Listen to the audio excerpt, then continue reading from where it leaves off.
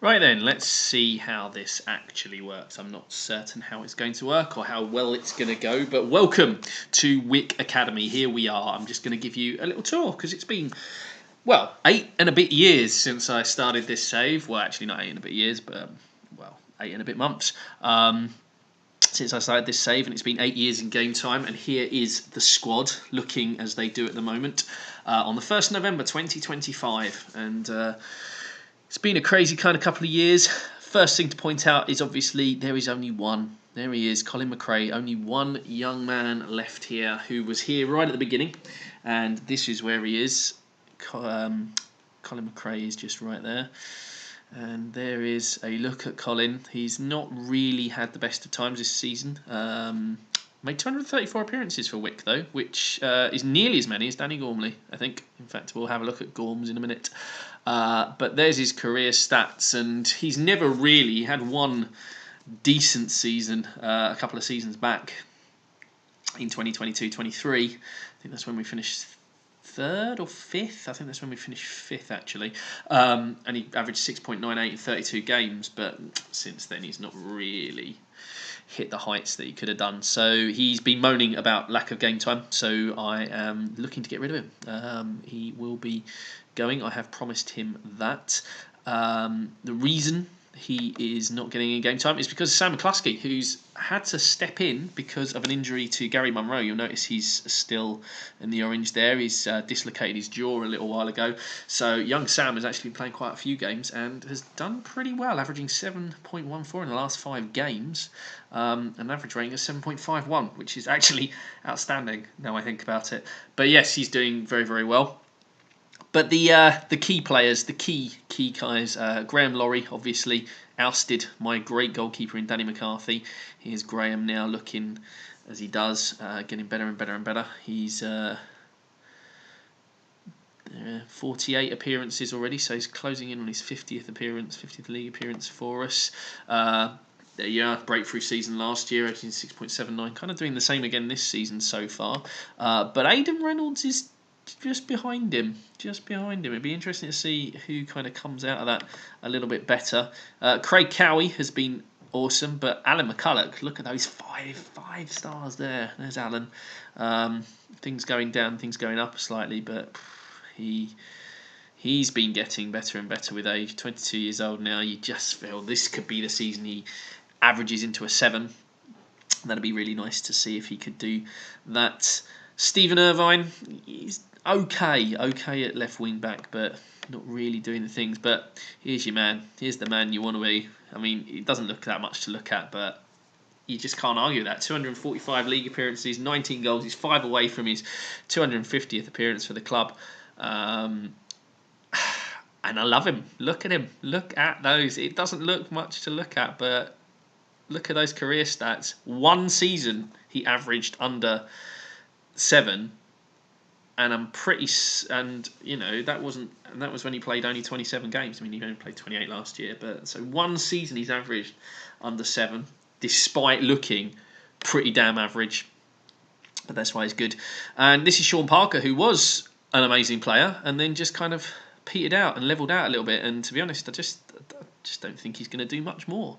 So yeah, you can see how he's kind of just like faded away. But that 22-23 season where he averaged 7.65, I still think that's our highest rating, actually.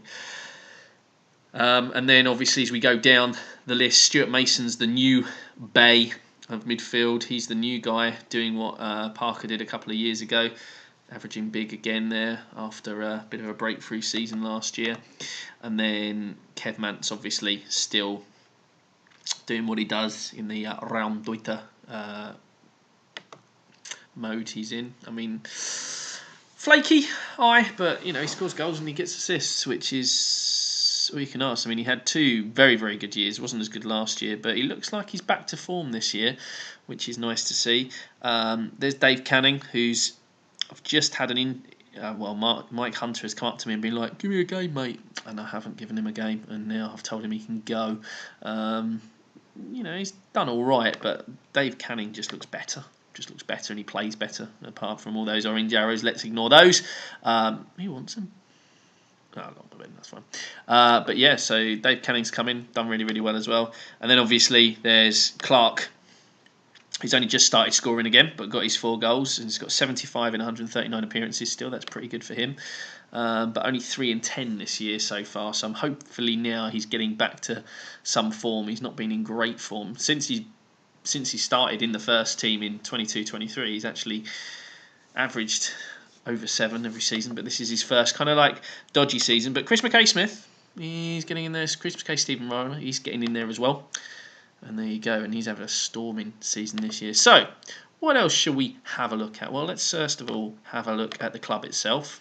There's your cancelled youth facilities. So that's how we're looking at the moment. The best we've had there. There's your general. So we're still rivals with Brora. We're predicted 6th now, actually, after all that. And there's your legends. No legends yet, although Danny Gormley will have to be there in time, you'd think. Parker and Gorms are icons, and Stuart Mason is becoming favoured person now. It seems that the fans love DMs as much as I do, to be honest. And then there's the history. So Clark Park is currently the most league goals in the season. And that's the records. There's the records that it's got just going on at the moment. As far as competitions are concerned, the runners-up and a 3rd place in the last 2 years, and the runner-up in the North of Scotland Cup is the best we've done. Nothing interesting in the landmarks. Managers, well, obviously Venom Wavelberry got sacked at the beginning of the save, but the Emperor came back and sorted that out. And then, yeah, kind of the best 11, interesting to look at. So doing pretty well considering for the young players. Danny McCarthy is going to be there for a while, I think. I think McRae will be there for a little while yet. Hardwick can't be far away from getting bunted by Cowie, I would think, within the next year or so. Parker and Gorms are going to be there, but I imagine Mason will come back eventually. Davy Allen, well, I don't think there's anyone really to take his place at the moment in that. Manson's made it already, and I think McGregor will be there for a little while as well. And then let's go back to the records, and let's go back to the records overview so you can kind of see how we've been doing in the modern day since then. So obviously 2nd has been our highest finish, the 11th the season after I got fired. So it was the first full season after I got fired, and then fired everybody. That was the lowest, and that's when we got 40 points there. Most wins in the season was last season, along with the most losses, or the fewest losses. The most defeats in the season was in that obviously bad season we had as well. But we scored more goals in that season than we did the following season, which seems to be there. Highest attendance was the cup match against Cove in the first round in 2023, and the lowest attendance was last season in the Iron Brew Cup. You'd have thought they'd have flocked to see that, but only 30 came to see us play Motherwell under-20s. Lord knows why. Biggest win, 7-win against Devon Vale. That was last season. We absolutely smashed them. Biggest defeat, 6-1 against Inverurie. Sounds about right in that Annus Mirabilis season. And a 5-4 against Fraserburgh in that season as well, where it was our highest scoring league game, which we also lost. Go us. So the most league goals for the club is Richard McCaddy, which Clark Park is halfway to. The most league appearances for the club is 481, which obviously you've just seen. I mean, Danny Gormley is my highest appearances guy at the moment, and he's halfway there. Clark's got the most league goals in the season. Yep, Sean Parker has the highest average rating. Gary Munro was our youngest ever player and has still been so with 15 years and 290 days when he made his debut. Gary Manson's our oldest, and I have a feeling Gary Manson is going to be holding that record for quite a while yet. Mark McGregor, our quickest goal scorer. The most goals in the match was Clark Park, going behind the Lossiemouth defence over and over and over again in his breakthrough season when he smashed 5 against them, and he also got 4 in that 7-1 against Devon Vale last season. And then we've seen clean sheets and things like that. And Scott Smith was our youngest goal scorer, and Richard McCads was our oldest goal scorer. So that's how we're looking at the moment. The board, well, they like me. That's fair. They cancelled youth things. Didn't really like it. I mean, the finances look grim. Pretty grim. The little spike in November 2020, well, just move the mouse over that. Hello. That's when the takeover happened. And since then, it has all been downhill. But I've been working within the restrictions they've given me, which is fair, you'd think.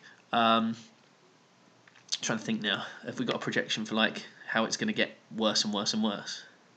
Yes, by May 2028, we're going to have lost even more money. That's exciting, isn't it? But the chairman is part-time going to retire soon, so I don't know whether he's going to a part-time role. So I don't know whether that will affect us because we're non-league or not. But it might. We might have a wee shot at that there to do something. And there's our facilities, so you can have a look. London for Harmsworth, we have poor training facilities, poor youth facilities, fairly basic junior recruitment, basic junior coaching and youth recruitment. It's not the best ever. The corporate facilities, even though they're basic, are quite nice though, if you would like to check them out at some point. There you have a look at the team report, kind of giving you what he got. Our strengths, mostly we're aggressive and we don't concede much, and we pass quite well. And obviously our youth. I like the fact that on the youth prospects, the talented youth prospects include all players I haven't tagged through different intakes, rather than the players I have. Don't know what that says about me and my tagging abilities. Ali O'Brien's doing okay. Centre back and attacking depth in theory quite good. Got superb quality at different places in there. We're doing pretty well on that. But the weaknesses are we lack left backs. I mean, that is one area where we kind of are lacking slightly. We don't really play a system with wing backs, so that's fine. I mean, Ewan Grotlin plays on the right side, so that's not really a bad thing. An alarming 19 of the 40s, alarming 19 of the 46 has been inside the penalty area. That's just the way we play. Danny Gormley is decent in defensive midfield, but the possession could be strengthened. Fuck you. There aren't enough players who have a first touch of stiff quality right now. Do you know what? That is the truth. I've seen us play. Through balls, yeah, we do, because we play a high line. Through balls is what happens to us there. And yeah, we haven't really scored that many goals this season, as in top goal scorers, but that's because, as I said, Clark Park's not really been in form.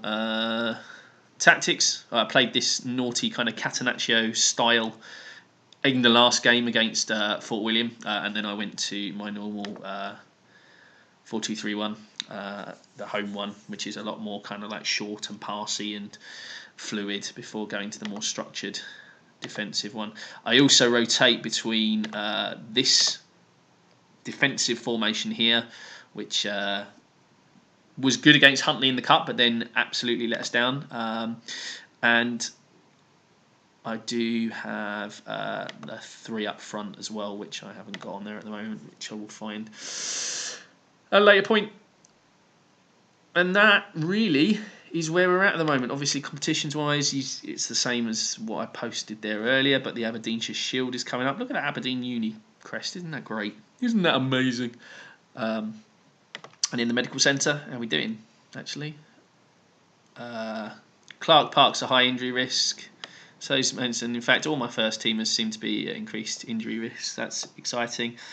Gary Munro's really the only player who is out injured so far. So in terms of what my kind of main abilities are, that's what the team looks like at the moment. And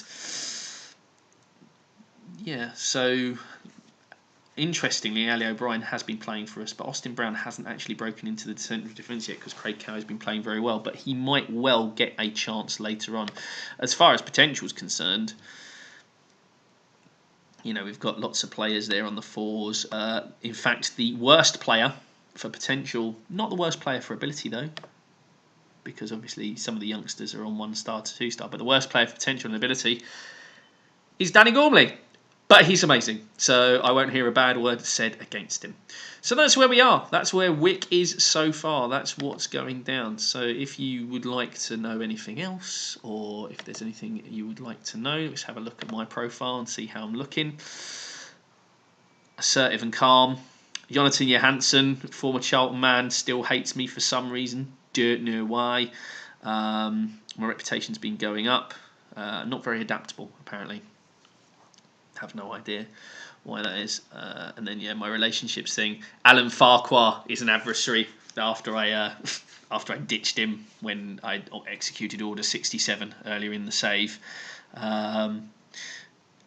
A lot of those players on the distance thing are players I've let go that were at the club. Stephen Anderson, Mark McGregor, Michael Stephen, Davey Allen.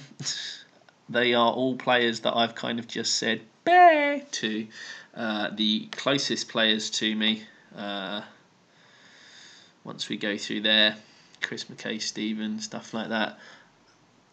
Danny Gormley is very close to me as well. If there was an even greener colour, Danny would have that. So yeah, so that's how we look so far, heading into a busy November. Big game against Montrose in the Cup. They are currently in League One, third in League One as well. So I imagine we're going to get battered there. But it's going to be a busy time. So there you go. So that's how we look at Wick so far. I hope you enjoyed that little tour of Wick.